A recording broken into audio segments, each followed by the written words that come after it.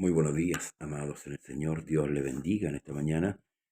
Les saludamos en el nombre poderoso de nuestro Señor y Salvador Jesús, dando las gracias a nuestro Dios por permitirnos una vez más en este día lunes 14 de agosto estar en su presencia. Saludamos a nuestros hermanos Pedro Francisco Pérez García, nuestro hermano Manuel Cárdenas, nuestra hermana Magdalena del lugar de Semillero, y así a todos los que nos ven diariamente para compartir este libro maravilloso y esta palabra que es la palabra de nuestro gran Dios, Señor y Salvador Jesucristo. Amén. No hay otro Dios, no hay otro Dios que pueda salvar. Solo Jesús salva, solo Jesús perdona, solo Jesús, aleluya, es el que un día nos va a venir a buscar.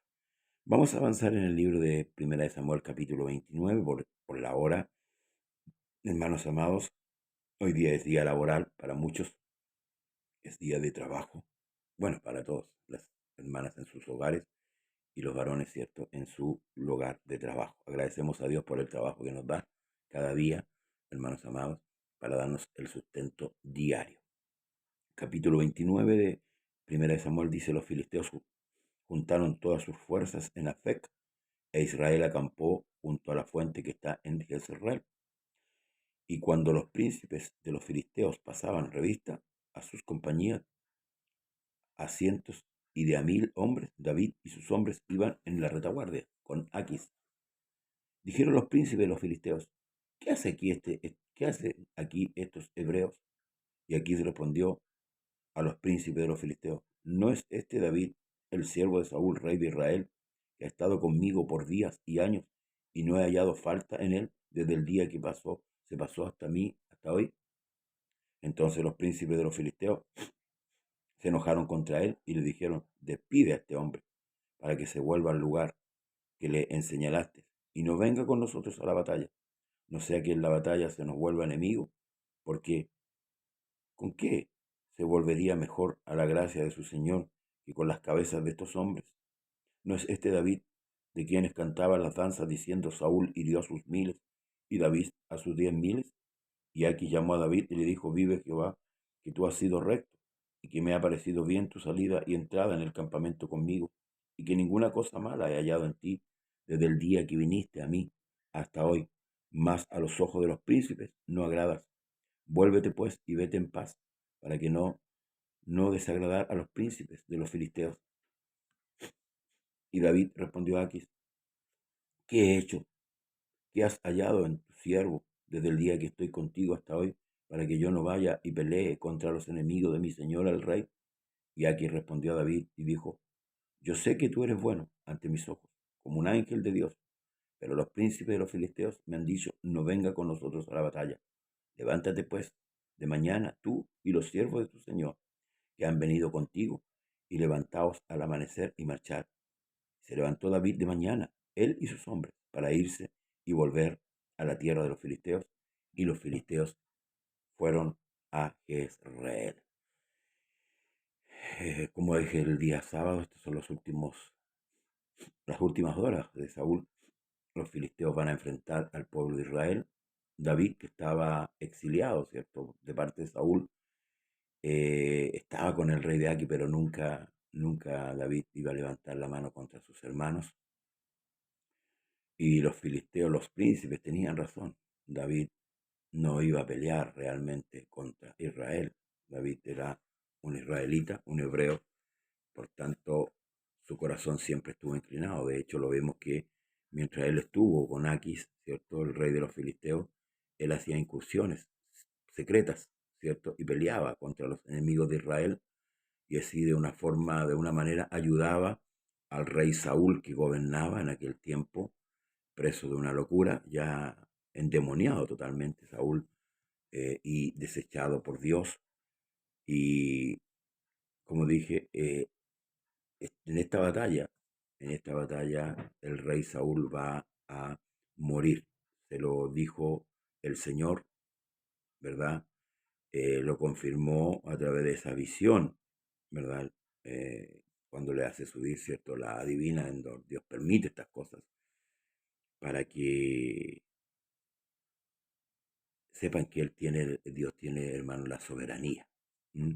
Muchos dicen que no es Samuel, pero el diablo no puede, hermanos, saber lo que va a acontecer.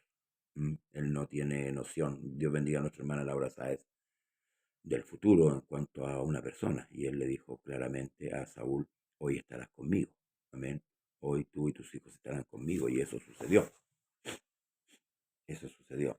Pero en este capítulo 29 en específicamente, donde es como un pasadizo, ¿verdad?, a lo que va a narrar el capítulo 30, eh, vemos la desconfianza de los príncipes de los filisteos porque David se había anexado, ¿cierto?, a los filisteos, estaba exiliado por producto de la persecución encarnizada que tuvo Saúl contra él. La última vez vimos, ¿cierto?, que Saúl tuvo cierta lucidez en cuanto a quien perseguía. David no quiso matarlo, lo tuvo dos veces en su mano para matarlo, pero David era un hombre prudente, un hombre sabio, y, y él claramente dijo, yo no voy a extender la mano contra el ungido del Señor, pese a que ya, hermanos, Saúl estaba desechado, pero Dios también probaba la fidelidad de David, también la prudencia que él tenía para tener un comportamiento. Por eso que el Señor dice que David era un hombre conforme a su corazón.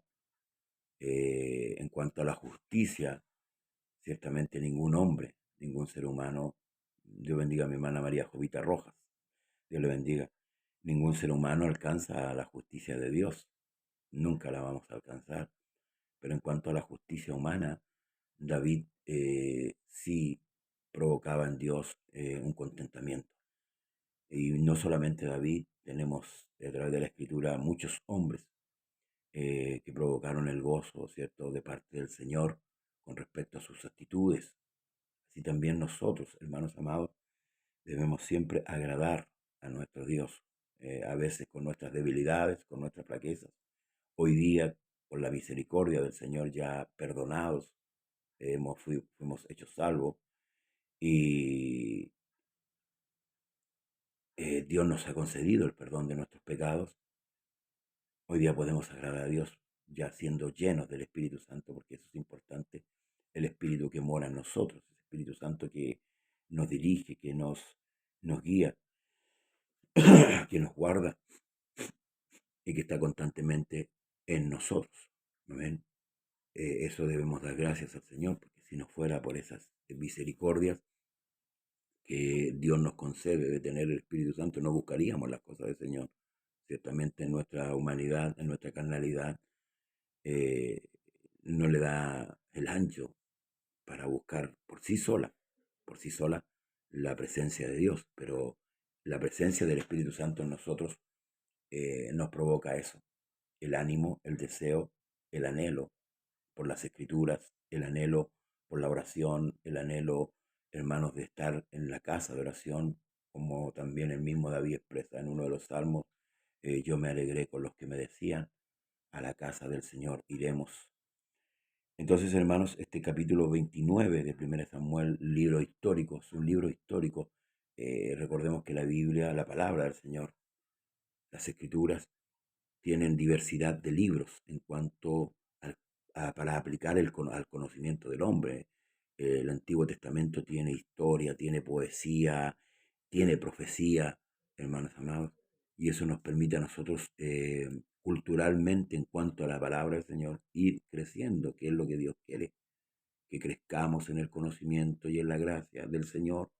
Las cartas inspiradas por Dios a través del apóstol Pablo, Dios nos va diciendo cada día, hermanos amados, nosotros debemos tener una familiaridad con la escritura, debemos vivir en pos de la escritura, debemos ser hombres sabios y doctos para poder manejarnos en esta vida, porque ciertamente por nuestras ignorancias cometemos las torpezas que muchas veces cometemos.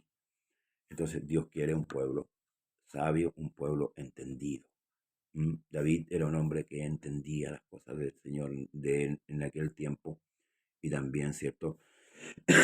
Fue profeta, profetizó por el Espíritu Santo el padecimiento de Cristo en el capítulo 22, lo profetizó David en el Salmo 22. Muchos nos apegamos al Salmo 23, ¿verdad? El Señor es mi pastor y nada me faltará. Pero el Salmo 22, el Espíritu Santo revela, ¿cierto?, a través de David, el padecimiento que el Cristo iba a tener por nuestros pecados, por culpa nuestra, y que hoy día nos tienen, hermanos, en una posición totalmente de victoria. Efesios dice que fuimos sentados con Cristo en los lugares celestes. Amén. Así que debemos gozarnos, debemos alegrarnos, hermanos, que Dios nos haya permitido a través de ese sacrificio hoy día estar buscando al Señor, adorándole y exaltándole. Entonces, vamos a quedar hasta aquí. Eh, Viene la guerra, viene la batalla, el momento más doloroso para Israel, donde Dios iba a proponer una victoria sobre Israel de parte de los filisteos por el comportamiento, ¿cierto?, de Saúl, que arrastraba al pueblo al pecado, arrastraba al pueblo a la soberbia, y hoy día lo vemos también a nivel mundial, los gobernantes que gobiernan hoy día la tierra, cada país, cada nación, la gran mayoría de los gobernantes gobiernan sin Dios, y eso, hermanos, trae consecuencias nefastas, no solamente para aquel que gobierna, sino para las naciones. Hoy día vemos las naciones empobrecidas, producto de doctrinas erróneas que apartan a los hombres de Dios, eh, ideologías, ¿verdad?, que se están manifestando eh, por minorías que solamente sacan provecho de los demás. Y en esto nosotros como iglesia debemos aferrarnos cada día más a nuestro Dios. Debemos orar, debemos pedirle al Señor en este tiempo donde se está manifestando el tiempo final, que Él venga a buscar a su iglesia. Amén. Hoy día muchos abogan por un avivamiento. Yo en lo personal entiendo que la iglesia, el Espíritu Santo ya vino, está aquí, el Espíritu Santo fue derramado, por tanto no necesitamos un avivamiento, lo que necesitamos es despertar. La iglesia duerme hoy día, está adormecida, estamos peleados unos con otros, estamos buscando nuestros propios intereses y no echamos de ver lo que está sucediendo alrededor nuestro. Las señales están marcando el eminente retorno de nuestro Dios a buscarnos, por tanto debemos gemir y debemos clamar que Cristo venga muy pronto, por nuestra salud espiritual, por la de los nuestros, nuestros hijos, nuestros nietos. Nuestro clamor, hermanos, debe ir en pos de una conversión y de una transformación total. Que el Señor Jesús le bendiga en esta mañana. Mañana eh, seguimos con el capítulo 30, ya quedan 2 capítulos para concluir la historia, ¿cierto? Esta historia, y luego vamos a entrar. Esta fue prácticamente la historia de Saúl, pero en segunda de Samuel nos vamos a encontrar con la historia de David. Y vamos a encontrar muchas cosas ahí que nos van a servir, hermanos, para nuestro caminar. Que el Señor Jesús le bendiga en esta mañana, amigo y hermano.